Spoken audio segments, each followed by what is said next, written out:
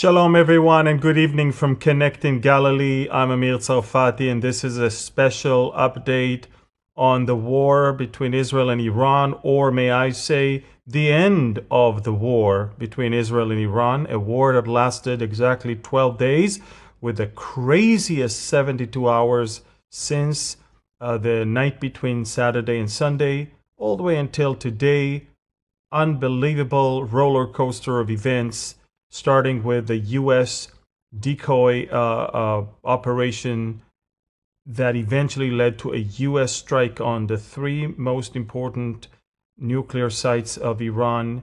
And then, of course, came the Iranian response last night in Qatar. And of course, the surprising, very quick announcement of President Trump that there is going to be a ceasefire that starts at 7 a.m. this morning, Israel time. Of course, there was a violation. Of course, Israel responded. A lot has happened, but now everything is calm. And it seems to me that this ceasefire is going to hold and that the other side is very much deterred. Let's pray and start with this special update. Father, I thank you for who you are, the protector and the shield for your people Israel. He who keepeth Israel neither slumbers nor sleep. You are the Holy One of Israel. You are the guard of Israel. You are the shield of Israel. You set your guarding angel over your nation, your people. So we thank you and we bless you that we've seen miraculous 12 days in which we were able to fight the most bitter enemy that we have in this region and overpower them quite decisively and quickly. We thank you for amazing, amazing intervention from above, as most of the nation can witness. We thank you again in Yeshua's name. Amen.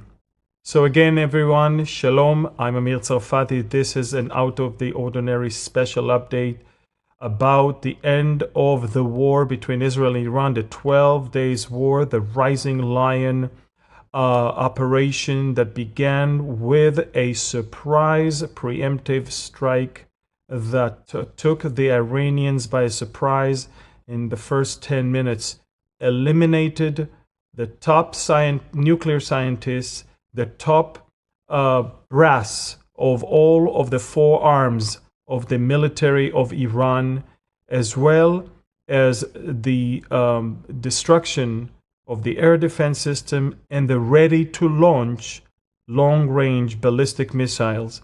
And once we did that, Israel was working very hard within 48 hours to dominate the skies of Western Iran and the skies of the capital, Tehran. And then, of course, came the obliteration of almost everything that Iran was storing, was working, was building, and was developing in order to destroy Israel.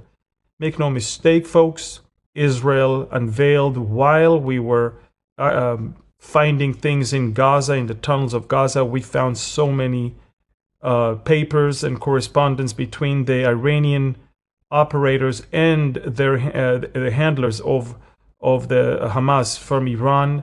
Apparently, not only that October 7th was heavily funded by the Iran, and we'll talk about that in a second, but we also found that there is another plan that by 2027, Iran should once again deploy an amazing strike simultaneously from all around, using thousands of ballistic missiles, drones, cruise missiles, and to overwhelm the Israeli air defense and to strike the Israeli home front, and then of course do what they know to do, to kill Jewish people. Now, ladies and gentlemen, I'm not going to talk about the whole war. We've covered a lot, but I want to talk about the last 72 hours. But before we do that, I have to remind you that there were specific goals that the Israeli government put in front of it for this war. there are in fact 4 goals of this war with Iran. The first one is significant damage to the nuclear program. Significant damage to the nuclear program. And in fact, what we see as of today, it's not just significant, it's complete obliteration and destruction of the nuclear program. And by the way, to those of you who are afraid, it seems like most of the enriched uranium is actually under the ground, still in Fordo, and nobody can reach it. It's buried under the ground, and it's destroyed with the entire underground facility. The second goal, and that's, we felt that very vividly, is a significant damage to the missile program. Iran was racing towards production line of 300 missiles per month that will bring Iran to 3,600 per year. And I don't need to tell you what a damage of a ballistic missile that is a Mach 6 to Mach 8 speed, and it has half a ton to 2 tons of explosive. It's very destructive. The blast itself can literally shatter the windows and the front of buildings in 2 to 3 blocks away from you. So we're talking about their plan, and we're talking about what we did, and I'll expand on it in a few seconds. The third one is attacking the Shiite axis, is making sure that the Shiite militias are also overpowered. So it's obviously Hezbollah, the militias also in Syria and Iraq, as well as the Houthis that are also getting pouted. And believe it or not, the Houthis managed throughout those 12 days to fire only 2 ballistic missiles.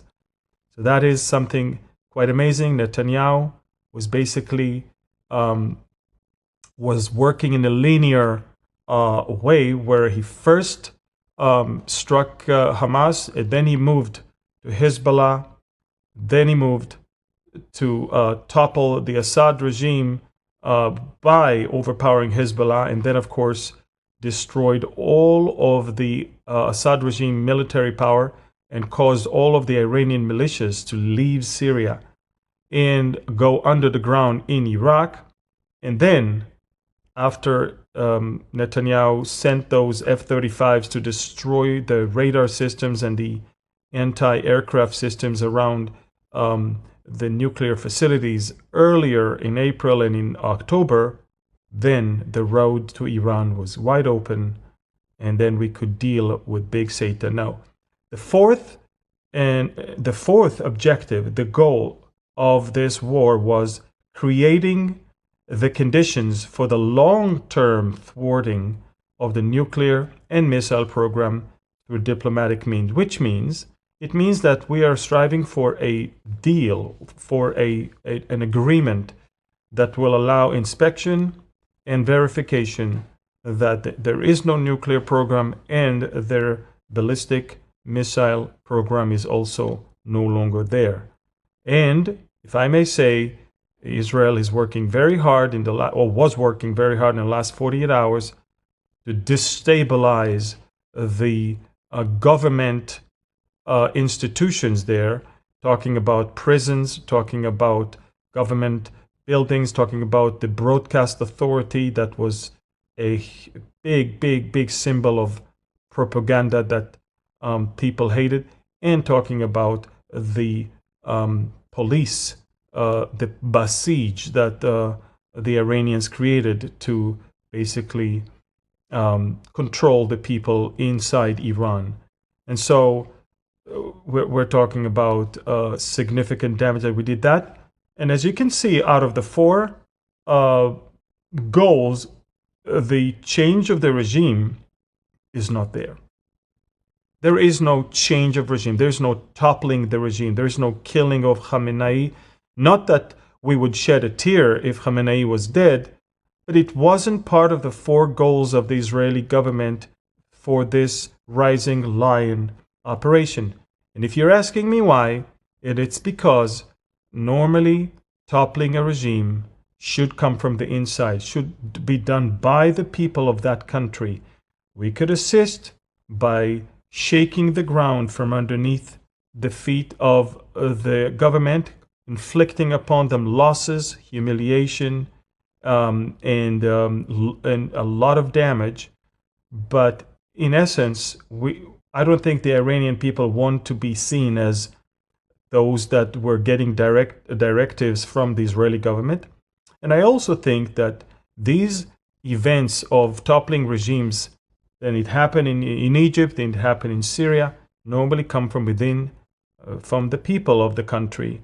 I believe that the snowball may have started, but I'm not convinced it's going to end with the toppling of the regime before the next war. And so we're left now with a regime that is still there in power, much weaker and very embarrassed, very, very bruised, and eager to have revenge. And that is exactly, and that's the key, because you have to remember, I've told you that many, many times, Iran found out that its proxies will not help it. Iran found out that it's much weaker than it thought. Iran found out that Israel, within 3 days, could dominate its skies. Can you imagine a country is dominating your skies? Think about it for a second. If you're an American and China dominates the skies of America, if you're European and Russia is dominating your skies all over Western Europe, and it can bomb anything and everything, think about it. That's what Israel did in Iran, only we did not just bomb civilians, we bombed targets, civilian, not civilian, but government targets and military targets. And trust me, there were a lot, especially over the last 72 hours. We did an amazing job. And if you're following me on Telegram, and that's the QR code, you can clearly see names after names of generals and brigadier generals and scientists that we managed to thwart from this, big plan of to destroy Israel. Now you have to understand, folks, Iran was built on a big lie, deception. They do have capabilities, but more than that, they had propaganda machine that broadcasted to the world that they are much bigger and stronger than they really were. And all the countries around them trembled. Europe trembled. Even America trembled and ran for an irresponsible nuclear deal that would allow them to have a bomb probably by now. And so all it took is for someone to call the bluff, someone to actually dare to go all the way and hit them hard in their soft belly over there, and that's it. And folks, much of it happened in the first 20 minutes of Operation Rising Lion. And the more I hear from people that I know, some of them are family, some of them are friends, some of them are people in high places that I know, there was unbelievable divine intervention in the very beginning of this war and throughout the entire war. Divine intervention in so many levels. First of all, Israel wanted to surprise the Iranians. Unfortunately, while our F-35s, F-15s, and F-16s took off, some friends of Israel and some people within Israel, irresponsible people, leaked that Israel is on its way. And remember, the pilots had coordinates and they had targets to surprise some of these key people in their bedrooms. Some of them, when they heard that Israel is sending fighter jets, left their homes and went to their military bunkers. The reason why I'm saying that there is a divine intervention is okay, we lost the first target, but actually he led us to a bigger target where we eliminated him and all of these people at the same time. So in one bomb, we actually killed more people that are responsible for the plan to destroy Israel. So again, one thing after another. Another thing is that Mossad operators were able to diffuse and thwart a huge barrage of ballistic missiles that was supposed to be launched upon the Israeli strike. And I'm talking about anything between 500 to 1,000 ballistic missiles were supposed to be launched on the very first hour from Iran. And it took them hours until they managed to send 100 ballistic missiles. And in fact, throughout the entire 12 days, they sent 500 missiles. And something that they were planning on sending in the first 10 minutes. Israel managed to destroy 65% of all the launchers on the ground, and more than half of all the ballistic missile stockpile. From over 2,500, they're left with 1,000 ballistic missiles and with about 120 launchers. Now, you're probably going to say, wait a minute, Amir, now they can launch rockets. Of course they can, but the one big thing that we destroyed is all of their facilities where they manufacture and assemble the ballistic missiles. In other words, they can no longer manufacture ballistic missiles, which means they do have 1,000, but they cannot have more than that, at least for the foreseeable future. So I'm not sure they want to launch them because they're going to be left without anything. They don't even have enough launchers. Israel dominated the skies of Iran. That means that we were able to catch them wherever they are. And in many cases, barrages that were supposed to be 50 or 60 rockets were actually decreased to 5 to 10 because we managed to thwart 2/3 of the launchers before the rockets actually took off. Now, if that's not enough, folks, Israel also managed to attack big facilities where they make explosives, big facilities where they make parts for the engines of the rockets, big facilities where they have research centers for the bomb. And when you destroy and kill their top 15 scientists, you also took away the knowledge that they had in order to put together a bomb. You probably don't know that. But ever since Israel killed Nasrallah, toppled Nasrallah, and Assad regime was toppled, and Iran basically lost all of its proxies power, this is when Iran accelerated its effort to produce missiles and to put together 10 to 15 nuclear bombs. So Israel, from the moment Assad fell, Israel knew we have borrowed time. This is exactly why we needed to do what we did. Now, also I want you to know, in Israel's most conservative estimation, we were supposed to get anything from 500 to 1,000 rockets in the first day. We were supposed to have around 400 to 500 casualties, and towers in Tel Aviv were supposed to fall and collapse. In reality, only 8 ballistic missiles hit buildings and killed people. Only 8. Out of the 500, 80 to 90% were actually intercepted, which is amazing. And as you know by now, 28 Israeli civilians and 1 Israeli soldier. In fact, the soldier was at home. He wasn't in the base. He was killed actually this morning in Beersheba, him and his girlfriend. Both of them were 18 years old. All of that happened. And so again, we were supposed to have so many bad things, but in reality, basically 95% of the estimations of damage were actually proved wrong. Yes, buildings were hit, as you can see on the screen right now. This is from this morning in Beersheba, in the last barrage. Oh, this is one rocket that managed to kill 4 Israeli civilians this morning. But I do want you to know, folks, that this is a resounding success of Israel, a victory that will be learned in military schools and military academies many years. In 12 days, Israel managed to overpower, dominate, and destroy the capabilities of the biggest regional superpower in the Gulf and in the Middle East as far as influence, such as Iran. Iran is weak. Iran is wounded. Iran is humiliated. And Iran was begging for a ceasefire. Israel agreed.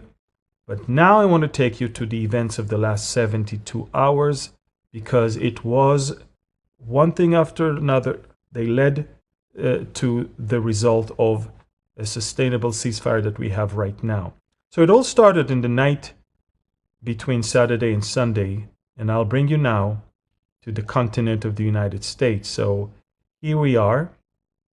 Take a look at this map. So there is Iran and there is Israel over there, but over there in America, as you can see, there was a decoy operation that started with 2 air bases, one in Missouri and one in and the other one is, of course, in I think it was Oklahoma, exactly.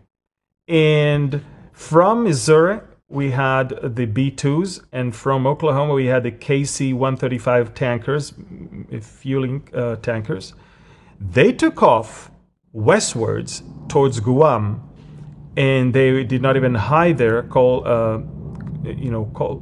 signs, only to make everybody think that America will attack in a few days. And while they were flying, and while America confirmed that they're about to land in Guam, but America said they don't have any plans to attack yet, at the same time, ladies and gentlemen, 7 B-2s with KC-35s took off eastwards, and they were on the mission, the real mission, to destroy Iran's nuclear power. Now, they followed the path that Israel already created, and they came all the way, and they dropped 12 GBU-57 30,000-pound bombs. They dropped them on Fordo. On Isfahan, on Natanz, they dropped 2, and U.S. submarines actually shot cruise missiles towards Isfahan. These are the GBU-57 massive ordnance penetrator. Again, 6 penetration holes were seen in Fordo, so 2 in each managed to penetrate all the way and destroy Fordo completely.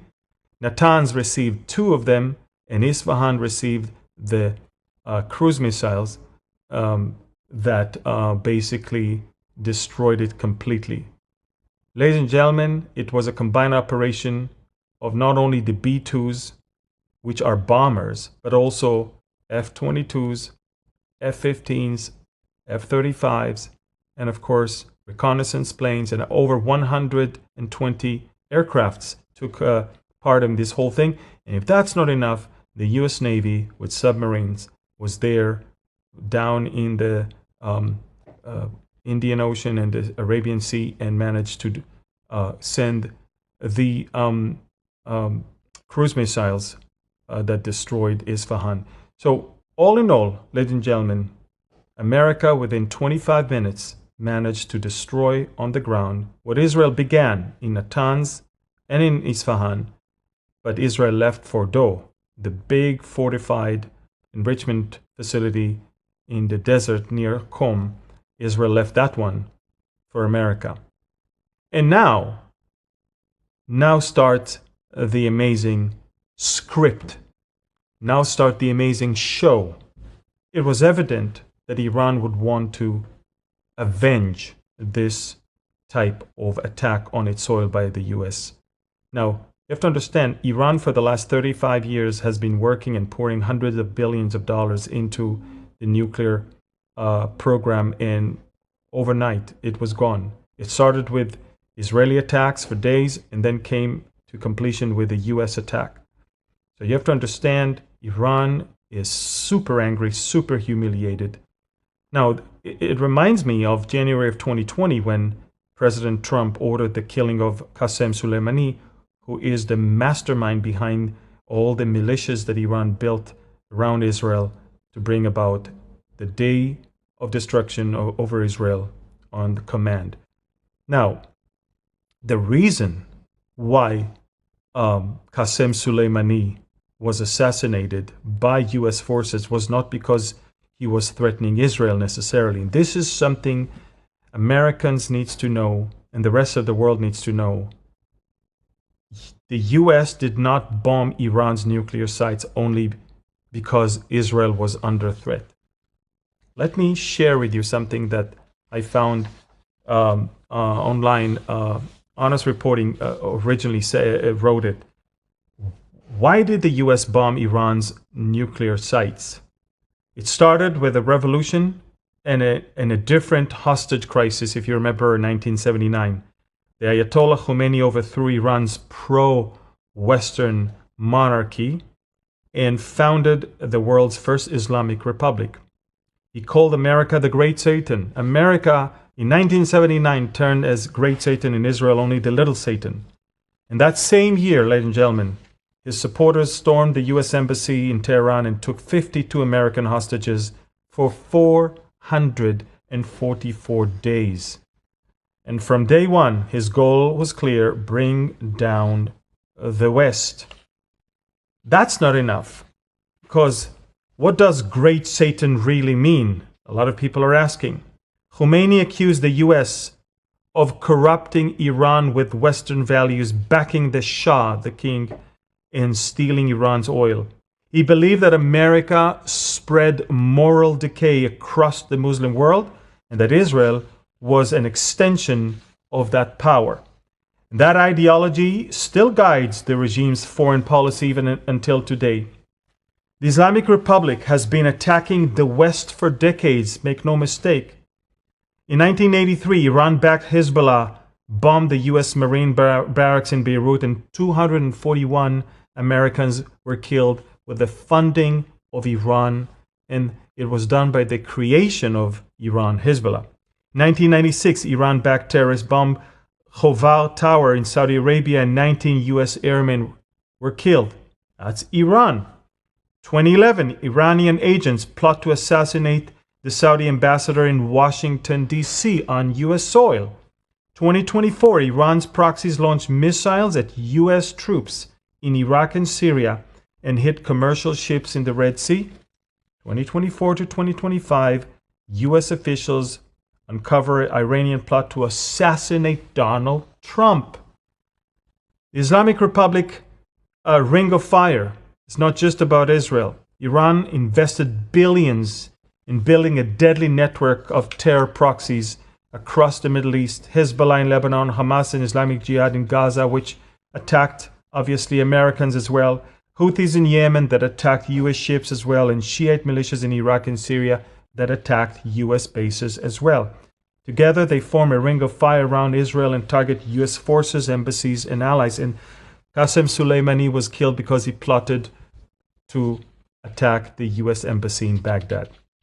Now, why did the U.S. bomb Iran's nuclear sites? The Iranian regime's global terror reach.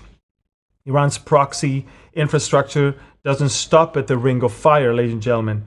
They've spent years building terrorist sleeper cells across Europe, Africa, and South America, and may I say, even in continental United States. They established many of them there, and don't be surprised if you'll hear about them very soon. They're already ready to act the moment Tehran gives the order. And they will. They're humiliated. And now imagine that this regime had nuclear weapon.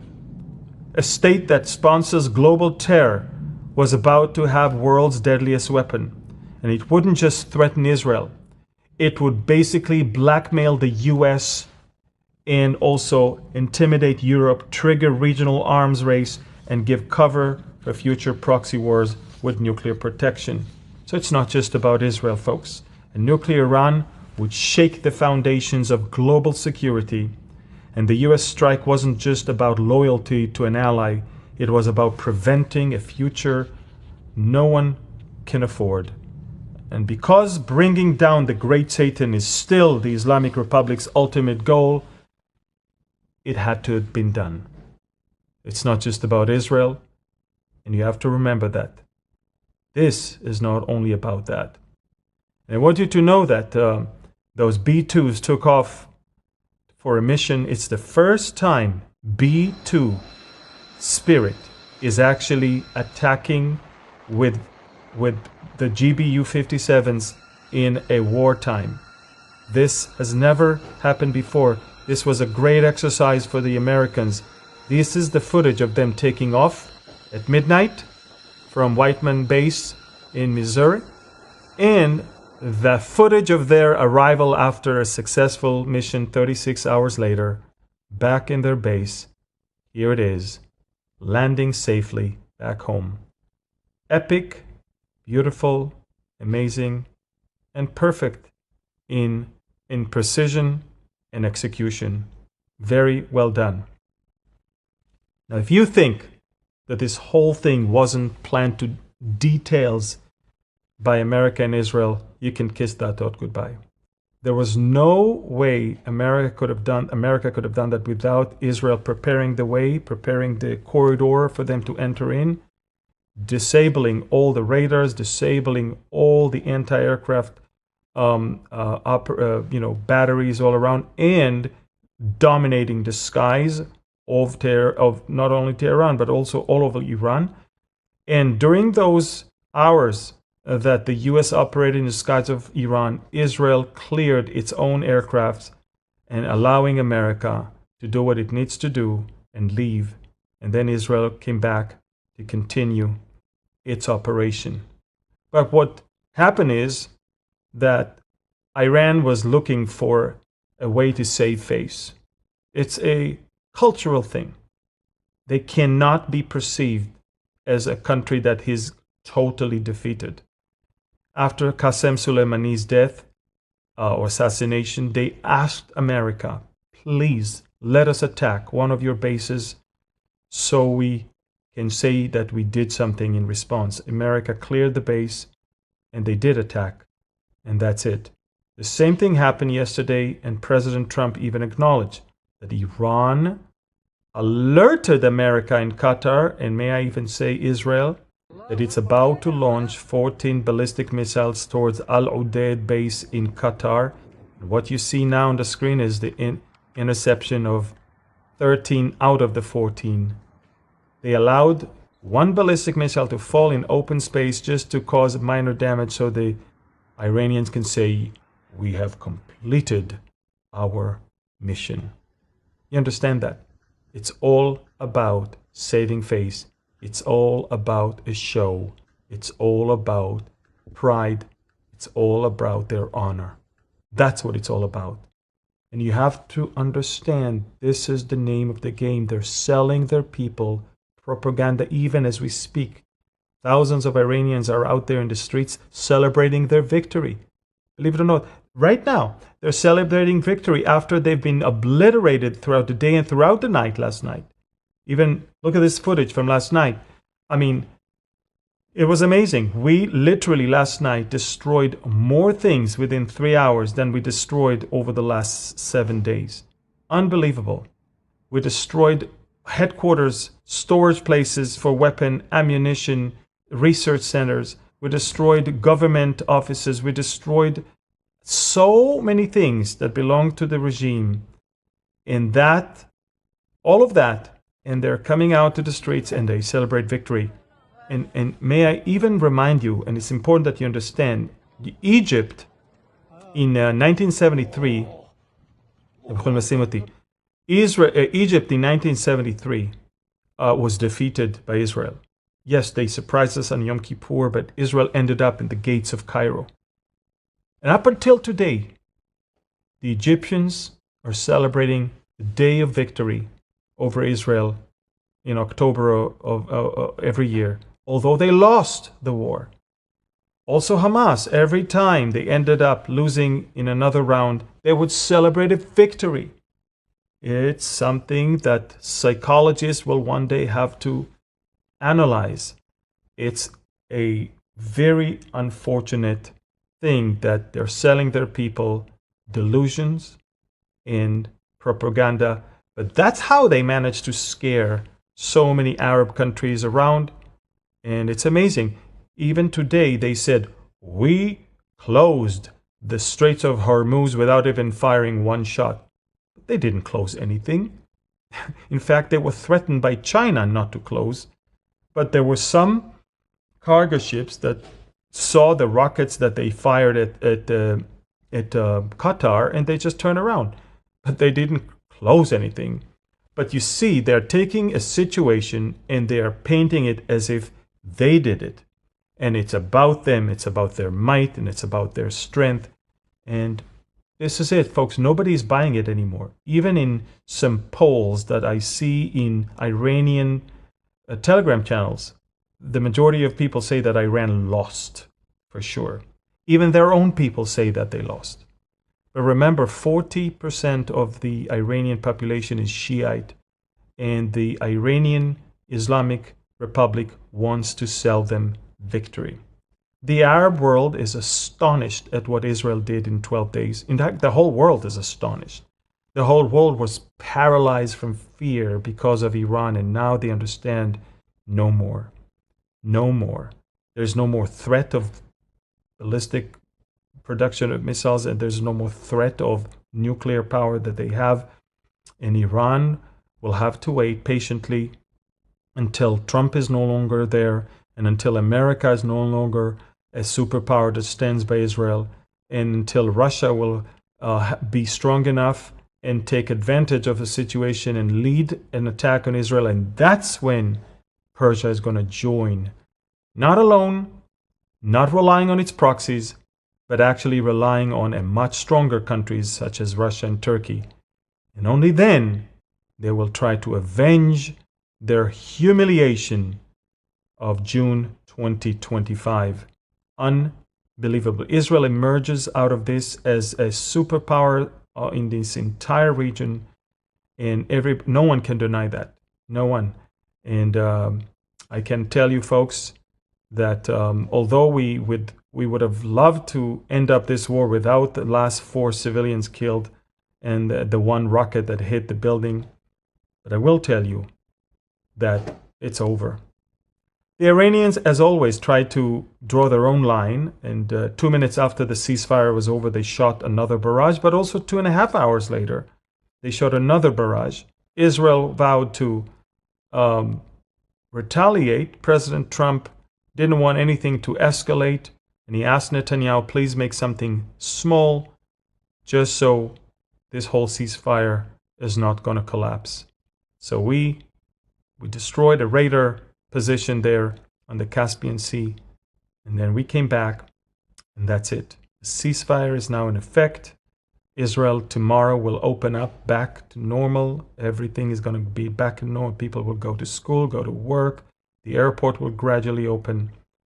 But things like that, as you can see on the screen, are still going to be found in places such as this. This one is one of those 2 rockets that actually flew towards Israel 2.5 or 3 hours after the ceasefire was already declared. That was a direct violation of the Iranians.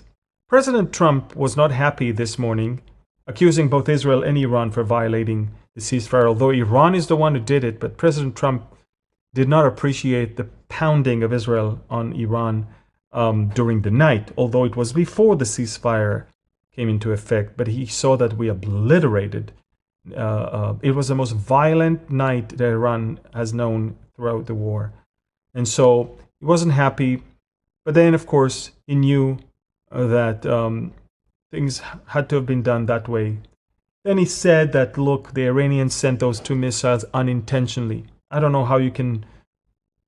how can anyone launch 2 ballistic missiles unintentionally?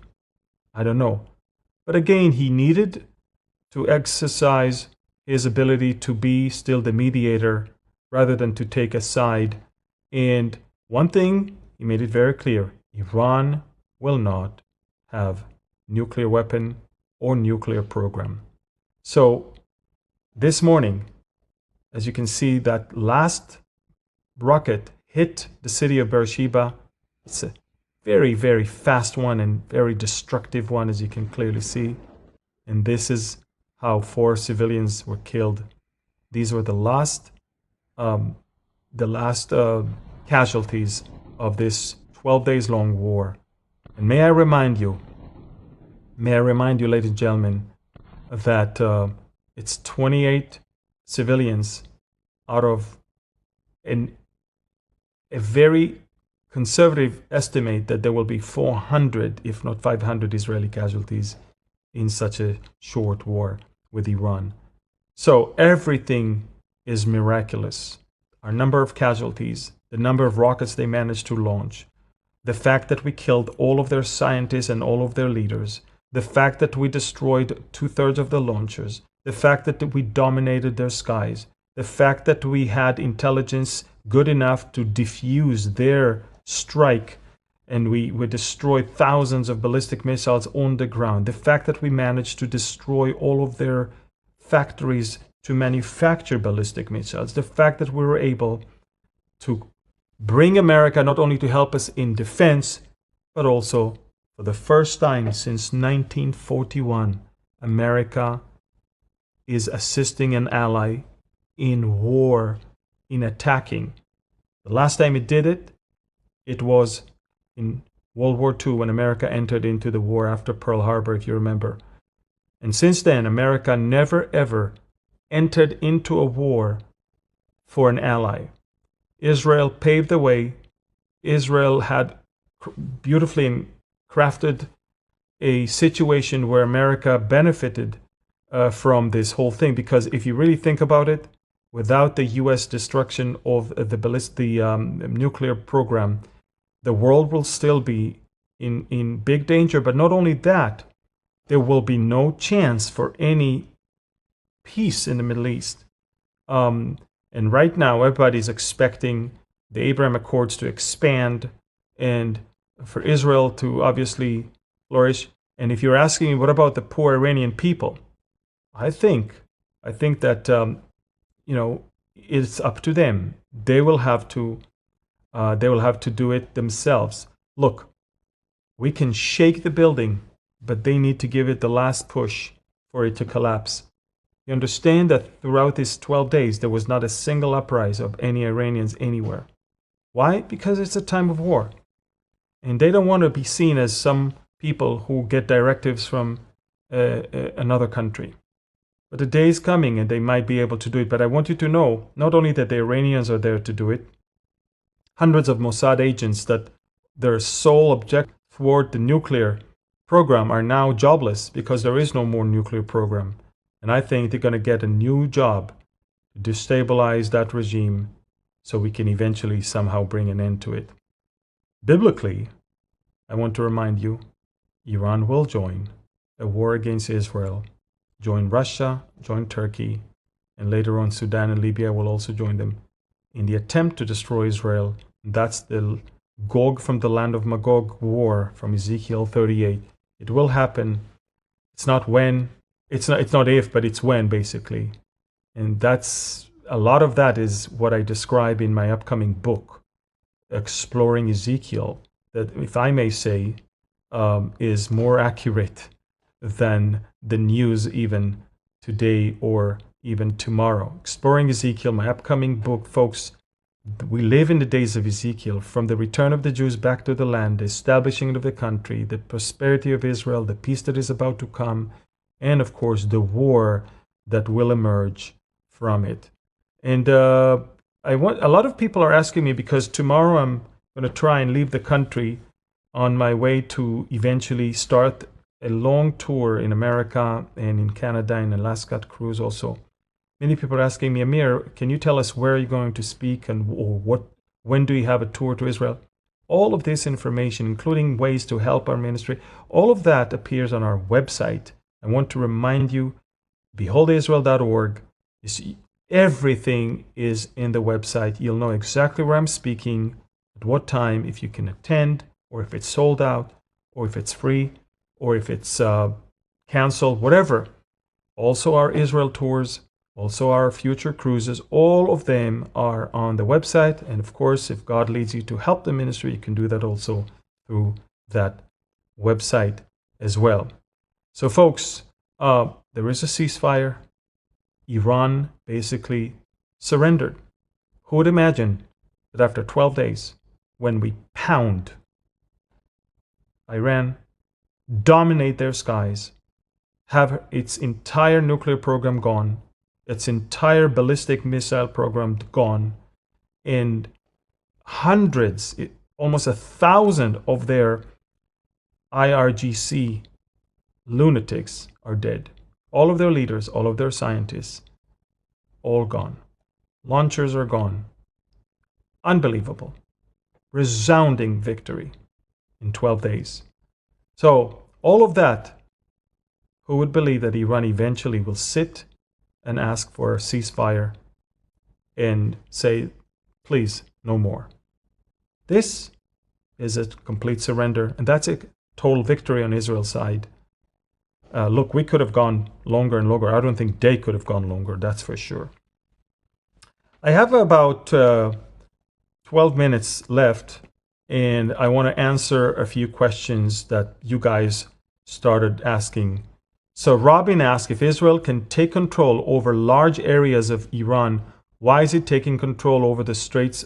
Why is taking control over the Straits of Hormuz not an option? The Straits of Hormuz is international waters over there, and we don't need to take control over it. You know, there's enough countries all around that can, you know, take care of business. There's the American fleet, and there's some China benefits from it a lot. China imports oil from Iran. I don't think it's our business. Our business is to make sure there's no nuclear program and no ballistic missile program, and to dismantle the axis of evil.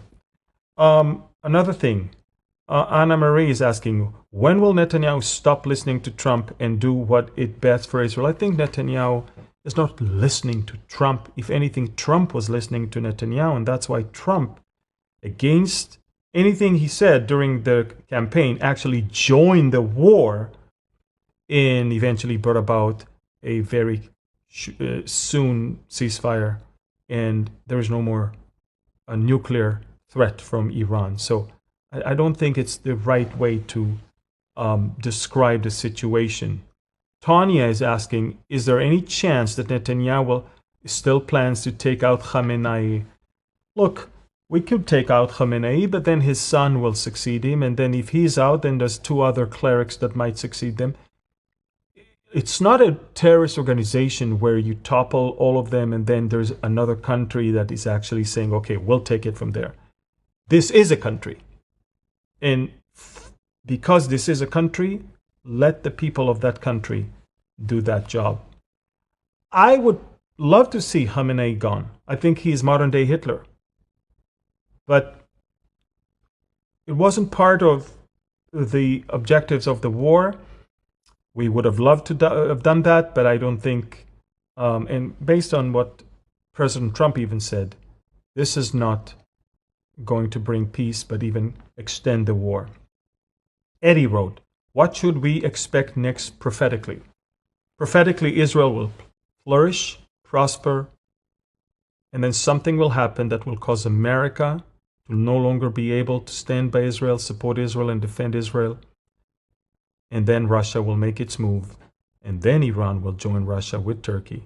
I don't know if it's going to happen in a year, in a month, or in 5 years. But I know it's going to happen because the Bible tells me so, and so far the Bible has been proven way more accurate than even this morning's newspaper. Danny, how should Christians view the war between Iran and Israel? Should we be excited the prophecy is being fulfilled, or sad due to how it's being fulfilled? Look, we're always sad that there's a war. Nobody's happy, but we're also rejoicing that evil is being eradicated. I want you to know that in Romans chapter 13, the Bible says that the government has a sword to execute judgment upon the evildoers. I think God is expecting governments to defend its own people, expecting government to fight evil. And I think that we should always strive to execute judgment upon the evildoers. So as Christians, what you can do is pray, but you also have to pray in a biblical way. Pray for the peace of Jerusalem, bless he will bless those who bless Israel. So you need to bless Israel.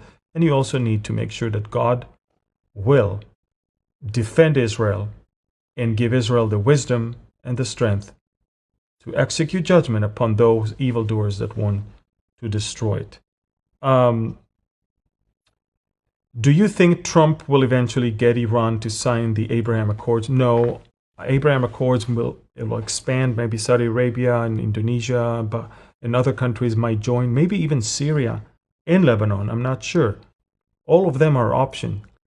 But I don't think Iran is going to sign. I think Iran is going to attack Israel. It's going to join the axis that will come against Israel probably even in the near future. What if Iran tries to deceive Israel and Trump at the negotiation table? How can Israel ensure Iran will not enrich uranium again? We can ensure Iran will not enrich uranium again by making sure that they don't build new enrichment facilities. Every centrifuge that they had is gone. We not only destroyed their nuclear facilities where they enrich uranium with centrifuges, but we destroyed the manufacturing assembly line of the centrifuges. So they cannot manufacture the centrifuges and they cannot use those that they had. Iran cannot enrich uranium in the foreseeable future. And I don't think they're at that position to deceive anyone right now when it comes to the nuclear program. Paul is asking, how can the war be declared a victory when Iran still has the ability to attack Israel? Won't Iran regroup and be even more determined to eliminate Israel? First of all, if you want to destroy the last missile, it'll take about 10 years. What you need to do is make sure they're deterred. That they make sure that whatever they have, they are not going to ever use it because they know exactly what's going to come upon them. Remember, they cannot manufacture new missiles. Most of their launchers are gone. And it's very easy to detect if they're going to launch rockets. I don't think they're bluffing anyone. I think that, look, as long as this regime is there, I don't think they'll ever change their ideology. I don't think they'll ever stop wanting to destroy Israel. I don't think so. But I also think that Israel is going to stay on top of it. We decided enough is enough. We're not going to wait and sit and wait for you to do something. We're going to preemptively strike when needed. And this will be part of the new tactics in the Middle East, in this new Middle East. Claudia, is Trump turning his back now on Israel? No, not at all. Sometimes we don't like his style of doing things. Sometimes we don't like the way he says things. But overall, by far the most friendliest president ever. He gave Israel enough armament for the next 10 years, maybe. He's protecting us diplomatically in the UN. And he even sent his top weapon to finish the job in Iran.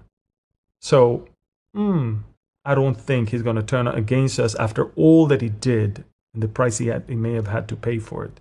I think he is deeply convinced that Israel is on the right side, Iran is on the wrong side. And I think he's deeply convinced that if there's a way to exercise power in order to bring about peace, don't sit and wait. Exercise power. Use the strength and make sure you bring peace through strength.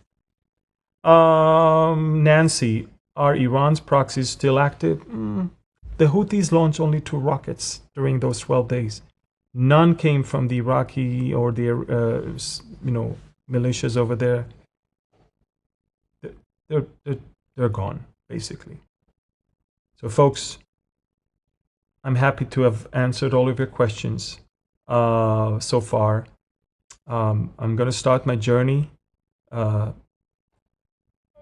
The airport is still not open. I'm going to have to cross the border by land to another country in order to start my journey tomorrow. Pray for me. Pray for my team for the coming few weeks. I will be back with Pastor Barry for Medicine Beyond and Q&As and roundtables and more. But we're going to do it while traveling across America and Canada. So I will end up with the ironic blessing. Not before I will remind you that there's also the Israel Decree, the New York Times bestseller, that you really want to have in order to understand what is going on and the right of Israel over the land, and have biblical perspective of everything that is happening over the last 2 years. A great weapon for you to use in this war of information and propaganda and deception that is all around us. So let me bless you with the Aaronic blessing. יברכך אדוני וישמרך, יאר אדוני פניו אליך ויחונך, יישא אדוני פניו אליך וישם לך שלום. The Lord bless you and keep you. The Lord make his face shine upon you and be gracious to you. The Lord lift up his countenance towards you and give you his peace, his shalom. B'Shem Yeshua. Amen. Pray for Pastor Barry. He lost his dear sister. She battled a very, very tough disease, and she is a believer. She is with the Lord right now. But we all send our love and condolences to him. And I'll see him in a few days, and we're going to be together later on throughout in the coming weeks. Thank you again. God bless you. Go to beholdisrael.org for more information about my upcoming tour, events that you may want to attend. Beholdisrael.org. That's the website. And if you are not yet following me on Telegram, that's the QR code. So down here, as you can see right here, is the QR code for the website. And up there, it's the QR code for my Telegram channel. Love you. God bless you. And shalom from Galilee.